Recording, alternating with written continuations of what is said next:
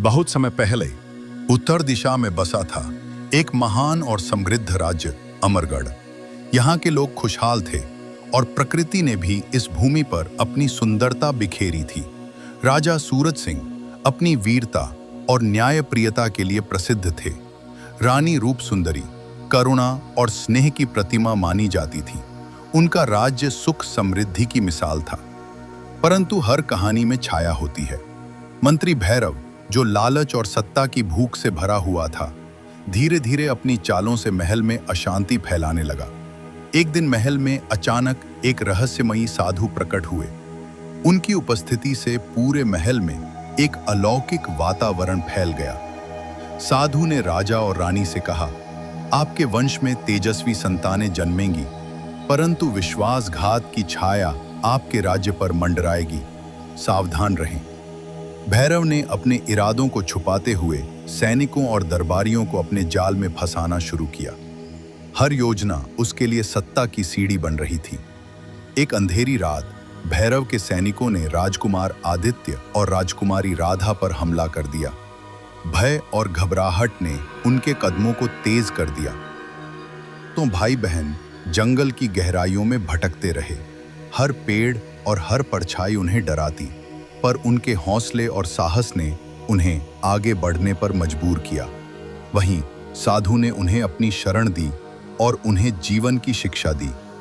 उन्होंने दोनों को सिखाया कि ज्ञान और साहस ही शक्ति का असली स्रोत है। आदित्य ने कठिन प्रशिक्षण लिया और युद्ध कला में निपुण होकर एक वीर योद्धा बन गया। उसकी आंखों में साहस की चमक थी और दिल में न्याय की भावना। राजनीति, कूटनीति और रणनीति सीखी। उसका दिमाग तेज और बुद्धिमान बन गया। वो जान गई थी कि केवल शक्ति से नहीं, बल्कि समझ और योजना से भी लड़ाई जीती जा सकती है। आप पर अत्याचार करना शुरू कर दिया। गांव जलते, किसान दुखी और भैरव हर क्रूरता का आनंद ले रहा था। समय बीतता गया और आदित्य तथा राधा बड़े होकर अमरगढ़ लौटे। उनके लौटने की खबर सुनकर जनता में आशा की किरण चमकी। अमरगढ़ की सीमा पर दो शक्तियां आमने सामने थीं, भैरव की सेना और आदित्य के साथ जनता। युद्ध की गूंज हवा में गूंज रही थी। तलवारें टकराईं, धूल उड़ी और वीरता की कहानियां हर ओर गूंजने लगीं। आदित्य और भैरव आमने सामने आए। दोनों की आंखों में संघर्ष की आग जल रही थी। यह निर्णय ही भविष्य तय करने वाला था। अंततः भैरव धरती पर गिर पड़ा। उसके सभी षड्यंत्र और सत्ता के सपने मिट्टी में मिल गए।